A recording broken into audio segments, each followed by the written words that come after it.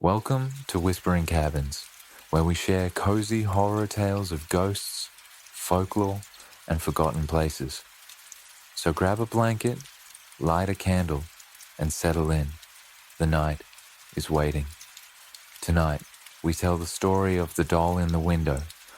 The bell above the door jingled softly as 12-year-old Clara stepped into Mrs. Ashby's antique shop, a narrow place that always smelled faintly of lavender sachets and old books. Dust floated like tiny fairies in the golden afternoon sunlight. The shop was cluttered but enchanting. Brass candlesticks perched beside stacks of teacups. Faded quilts hung like tapestries, and clocks ticked in uneven harmony. Clara's eyes wandered, as they always did, until they landed on a glass case near the window. Inside, propped against a lace pillow, sat a doll. Its porcelain face was pale, almost luminous in the dim light, with delicate painted lips and wide glass eyes that seemed to follow her. Golden curls framed the doll's face, and it wore a small Victorian dress, cream with tiny blue ribbons. Something about the doll tugged at her. "Ah," Mrs. Ashby said, appearing from behind the counter, her voice raspy with age. "You found her. She's been waiting for the right owner."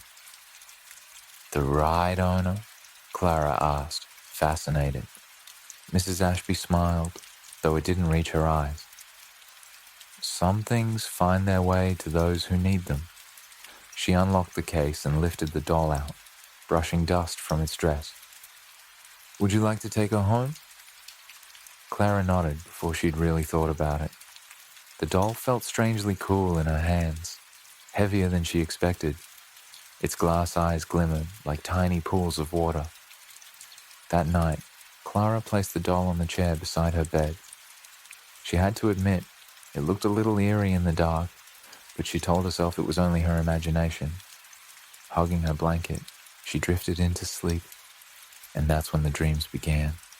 She dreamt of long hallways lined with candlelight, shadows stretching like claws across the floor. At the end of the hall stood a girl in Victorian clothing, her face hidden by her long brown hair. Clara tried to speak, but her voice caught in her throat. The girl lifted her head slowly, revealing hollow, sorrowful eyes. When Clara woke, the doll was still sitting in the chair, its head tilted slightly, as though it had been watching her.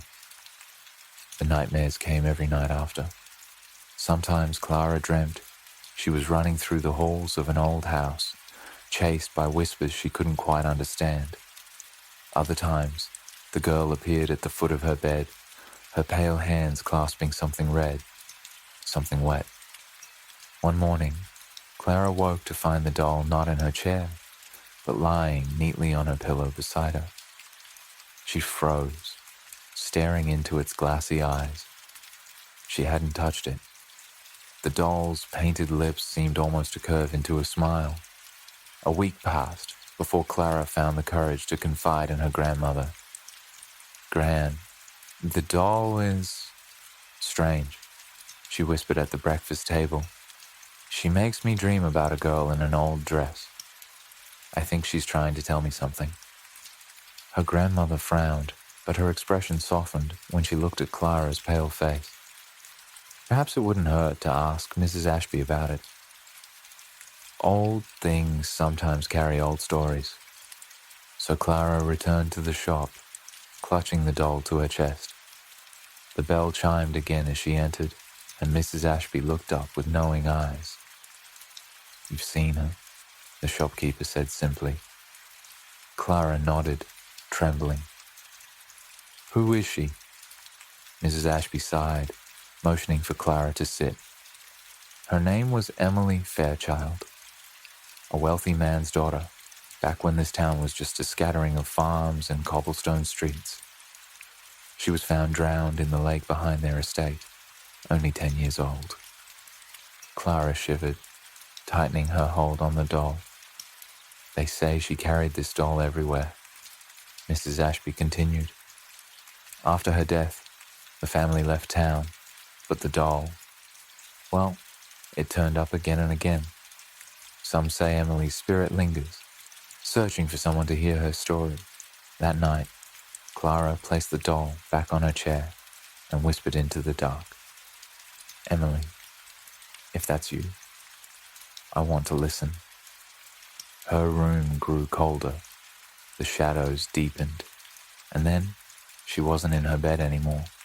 She was back in the hallway from her dreams. Emily stood before her, hair falling in a curtain across her face. But this time, Clara didn't feel afraid. "What happened to you?" Clara asked gently. The girl's lips moved, soundless at first, then forming words like a sigh. "My uncle pushed me into the water." Clara's heart pounded. The sorrow in Emily's eyes was heavy, endless. "You don't have to be alone anymore," Clara whispered. Emily tilted her head, tears shining on her pale cheeks. Slowly, her figure began to fade, like mist caught in sunlight. The hallway dissolved into the quiet of Clara's room. The doll sat on the chair, but its eyes seemed softer now, its expression almost at peace. The nightmares stopped after that. The doll remained in Clara's room, but it no longer frightened her.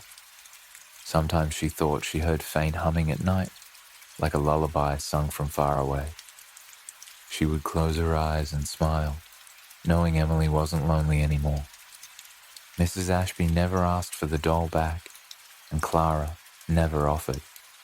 She understood now. It hadn't just been waiting for any owner. It had been waiting for someone willing to remember. And Clara always would.